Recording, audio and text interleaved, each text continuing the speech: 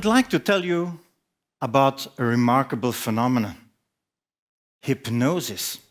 But first, let's be sure that everyone is awake. Let's do a little test. Show all your index fingers. Yeah. Make a pistol. Make a circle. Put it again in your chin. No, your chin is here. Not everyone is awake yet. When I was a little guy, my dream was to become a pilot, even an astronaut. And with that in mind, I obtained 2 engineering degrees. But I also had a passion for hypnosis. And it's that passion that ultimately prevailed. I became a hypnotist. For several years now, I've had my own museum dedicated to hypnosis, with thousands of books and other related items. And I consider it as my mission to make people understand that hypnosis exists and how it works. That it's just a psychological and natural phenomenon. Because if we understand its mechanism from a cognitive standpoint, then we can help ourselves mentally. We can steer ourselves towards our goals. And we can help each other through communication. Where does my interest in hypnosis come from? As a child, I sometimes performed magic tricks in front of my grandparents. And that's when I learned that not only my great-grandfather did perform magic, but he also could hypnotize. He made people walk barefoot into the snow. He made them laugh on command, etc. But apparently my father was also intrigued by it, because around my 13, 14 years, I found a book on hypnosis that was laying around in the attic. And despite reading that book several times, I didn't understand it. Then I started scouring second-hand bookstores in search for answers. But also those books didn't enlighten me either. Until the day that I had the chance to take a course with a real hypnotist. And he said one sentence that made everything clear. The hypnotic state is activated by the person himself. And with that insight, I reread all my books and everything became clear to me, but maybe still not for you. By lifting hand, who believes that hypnotherapy exists and works? Okay. Who believes that stage hypnosis is real and that you can make people act like a chicken? Who has ever seen a hypnosis demonstration or show live? Interesting. Why don't many people believe that those shows are real? Are they so unlikely? Do they look too magical and magic doesn't exist? Or is it because of the media, where things are often presented in a spectacular way? Or is it because we just don't understand it? It's too abstract, too complex.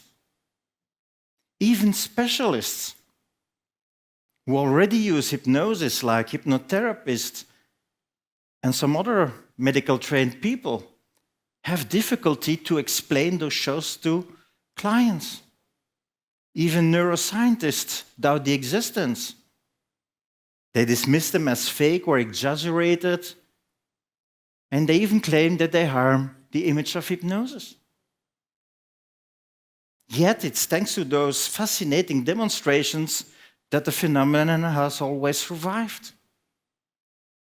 Nevertheless, after more than 150 years, there is still much debate and disbelief, even among scientists.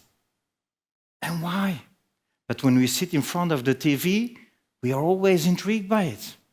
As a child, Who hasn't played a hypnotist and tried to hypnotize someone? And I can tell you, hypnosis is real. And you can make people cluck and walk like a chicken. And I noticed that people who have seen it live tend to review their opinion on the topic. They're even willing to consider hypnotherapy, for example. And that's why my mission is to make people understand hypnosis via demonstrations, workshops, and lectures, to show that it works, how it works, and what its potential is. And how do I approach this?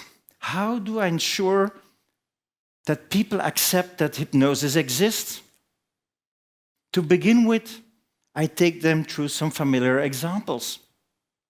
Imagine you're watching TV, there's a horror movie, and after a while, you start hiding yourself behind a pillow. Why? It's not happening in your living room, but on the screen in front of you. Maybe the scene becomes sad and you start crying tears. However, it's just a movie played by actors, actresses, pretending. Another example. We all know those virtual reality glasses by now. We put them on and suddenly we are in New York, on the edge of a skyscraper, afraid to take another step, thinking we might fall off. But rationally, we are here in Hasselt with our 2 feet firmly on the ground. So when we are presented with images through media, our brain will react as if they were real. And hypnosis works in exactly the same way. Except we are not presented with images through an external platform, but via a kind of internal image generator. And that generator can be triggered by a hypnotist with his words and body language. Some easy to understand examples. Suppose you're lying in bed. You can't sleep because you're thinking of work or school. You start feeling stress. It keeps you awake. However, you're not in that situation, but your thoughts take you there, and you start experiencing that same stress. Maybe you're thinking of someone attractive. Even though it's just an image in your mind, your body reacts to it. And the more vividly we imagine it, the more real it seems. So we can present an image so convincingly to our brain that it will react as if it saw the image for real. Virtual reality headset, but then unplugged, without technology, without wires. And if we understand this, then we also can understand that people can feel bad. For instance, when they are harassed and they repeat negative images to their own brain, like a commercial.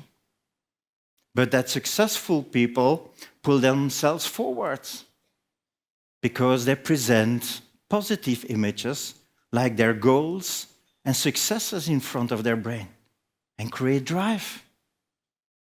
Interesting, isn't it? Do you want to live a little experience just to show the principle? Don't worry, nobody's gonna sleep, nobody will be made fun of, just to show how it works. People at home can participate as well when they see the film afterwards. Just keep an open mind, be curious, and focus on what I'm going to say. Can I all ask you now to stand up, please? It's already working. Okay, put your hand like this. Yes? And let your fingers and your hand hang loose. Yes, your right hand. And look now at your index finger. How it is relaxed, hanging there, and you observe your index finger. And now you look back at me. Look at me. Okay. And now look back at your index finger. And observe that finger. Now look back at me. And now again to your finger. And now I will count from 1 to 3. And then you will notice that your finger wants to move. Maybe it will make little jumps.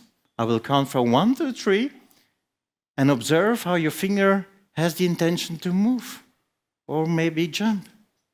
1, 2, 3. And observe. Maybe it takes a while, but it will jump or move. Who has experienced something? Put your left arm in the air. All the rest can sit down. Yes. And the other keep their hand in the air. Okay. And keep looking at your right index finger. Keep looking at your right index finger. Now look back at me.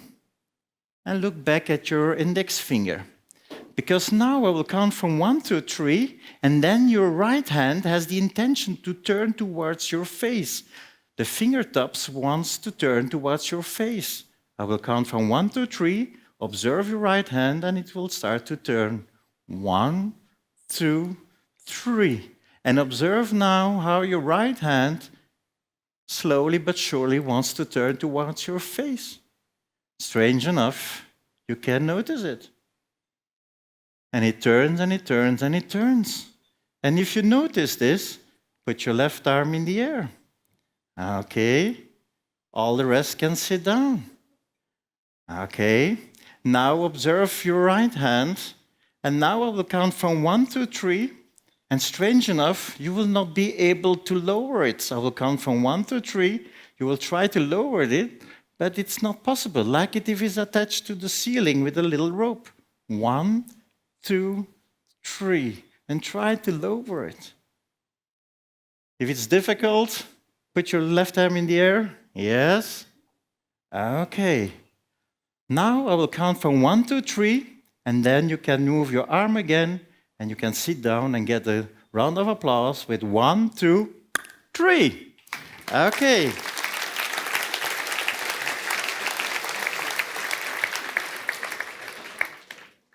Did you like it? And nothing supernatural has happened. It was just a psychological empathy game. Did anyone fall asleep? I don't think so. And you see, you can also activate that focus state even without inducing sleep or relaxation. But it only would work better when we are more focused and more relaxed. And why do some people succeed while others don't, even though they follow the instructions literally? That it's because there are a lot of other factors at work to activate that unconscious response. I call it a hypnosis cocktail of conditions. The mindset, the motivation, the capability to concentrate, the background of the person counts, but also the personality, the appearance, the experience of the hypnotist plays a role, the relationship between both, the context where it is happening, in front of an audience or on an individual base, the speed of the exercise, etc., etc. And I call them hypnosis rituals rather than hypnosis techniques when we talk about the process of hypnotizing. Because if it was about technique, it would work for everyone all the time.